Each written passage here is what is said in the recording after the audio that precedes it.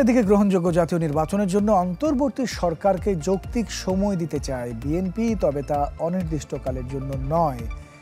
BNP মহাসচিব মির্জা ফখরুল ইসলাম আলমগীর এই মন্তব্য করেছেন সিলেটে দলের নেতাকর্মীদের সাথে মতবিনিময়ে। ফখরুল অভিযোগ করেছেন, ভারত তার পানি নীতিকে অস্ত্র হিসেবে ব্যবহার করছে।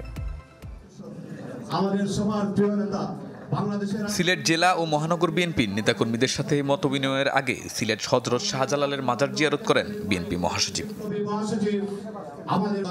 পরে স্থানীয় একটি হোটেলে সাংবাদিকদের সঙ্গে কথা বলেন মির্জা ফখরুল।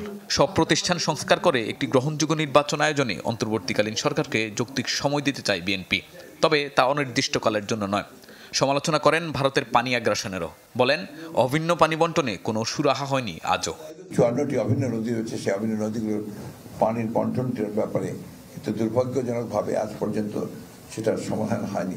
এটা এক ধরনের একটা অস্ত্র তারা ব্যবহার করতে পারেন যে কোনো সময়ই, যেটা দিয়ে বাংলাদেশকে একটু কাবু করে রাখা যায়। যেটাকে যৌক্তিক সময়, যেমন ইলেকশন কমিশন ঠিক করতে হবে, তাই না? রিফর্ম, আপনার অ্যাডমিনিস্ট্রেশনকে রিফর্ম করতে হবে যা আছে, এগুলো খুব বেশি সময় লাগার কথা না কিন্তু। এদিকে মুক্তিযোদ্ধা দলের প্রতিষ্ঠাবার্ষিকীতে দলের প্রতিষ্ঠাতা জিয়াউর রহমানের সমাধিতে শ্রদ্ধা জানান বিএনপির স্থায়ী কমিটির সদস্য মেজর অবসরপ্রাপ্ত হাফিজ উদ্দিন আহমেদ।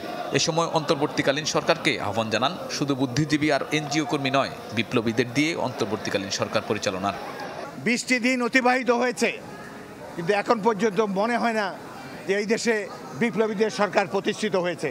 আমরা এই বিপ্লবের একটা সফল পরিণতি দেখতে চাই এবং সশস্ত্র বাহিনীর কাছে অনুরোধ জানাবো, তারা যতদিন এই বাহিনী থাকবে তারা সব সময় যেন জনগণের পাশে দাঁড়ায়, জনগণের আশা আকাঙ্ক্ষার বাস্তবায়ন করে এবং কখনোই ভুলে যাবেন না আপনারা কেউ জনগণের প্রভু নন।